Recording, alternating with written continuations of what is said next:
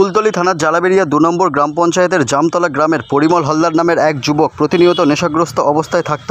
এ নিয়ে বাবার সঙ্গে ঝগড়া ঝামেলা লেগে থাকত। প্রতিবেশীদের দাবি, বেশ কিছুদিন আগে পরিমল হালদার তার বাবাকে মারধর করে মাথা ফাটিয়ে দেয়। গত ৪-৫ দিন আগে তার বাবা হঠাৎ বাড়ি থেকে নিখোঁজ হয়ে যায়। এলাকার লোকজন পরিমলকে জিজ্ঞাসা করলে পরিমল বলতো, আমি জানি না। গতকাল দুপুরে পরিমল কীটনাশক খেয়ে আত্মহত্যা করার চেষ্টা করে। কীটনাশক খেয়ে অসুস্থ হয়ে পাড়ায় প্রতিবেশীরা তাকে জয়নগর কুলতলি গ্রামীণ হাসপাতালে নিয়ে আসে চিকিৎসার জন্য। তখনই তাকে প্রতিবেশীরা জিজ্ঞাসা করলে পরিমল তাদেরকে জানায়, প্রতিনিয়ত নেশা করার প্রতিবাদ করায় বাবাকে সে খুন করে এলাকায় একটি বাগানে মাটিতে পুঁতে দিয়েছে বাবার মৃতদেহ। প্রতিবেশীরা কুলতলি থানার খবর দেয়। পরিমলের অবস্থার অবনতি হয়। চিকিৎসকরা পরিমলকে বারুইপুর মহকুমা হাসপাতালে স্থানান্তরিত করে। রাতে কুলতলি থানার পুলিশ ম্যাজিস্ট্রেটের উপস্থিতিতে ঘটনাস্থল থেকে পরিমলের বাবা কাশীনাথ হালদারের দেহ উদ্ধার করে। মৃতদেহ আজ ময়না তদন্তে পাঠাবে কুলতলি থানার পুলিশ। ঘটনার তদন্তে কুলতলি থানার পুলিশ।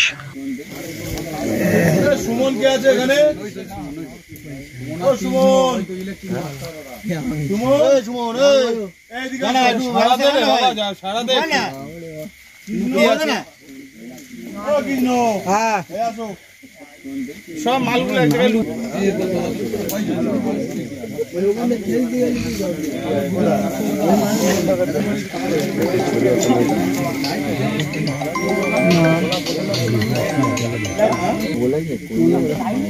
চলে গেছে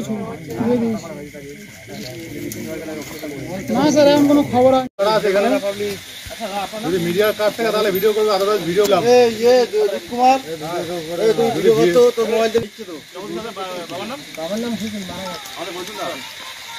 প্রথমে মাইটা দূরে সরিয়ে দাও তো দাদা। মিডিয়া, আপনি মিডিয়া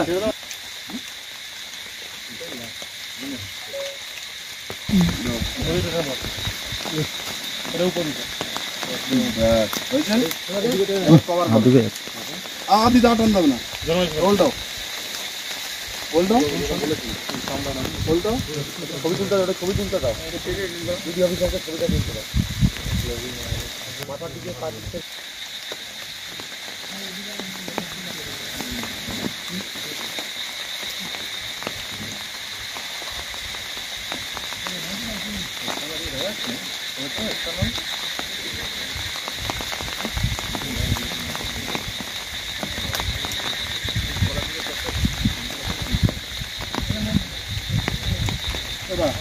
প্যান্টের খরচ না না প্যান্ট প্যান্ট ওই রকম না। কে বলছিল এবারে মাটিছে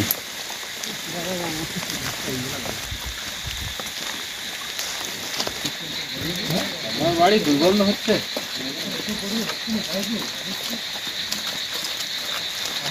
লাইটটা উঁচু করে নিচে দিকে বেঁধে রেখেছি।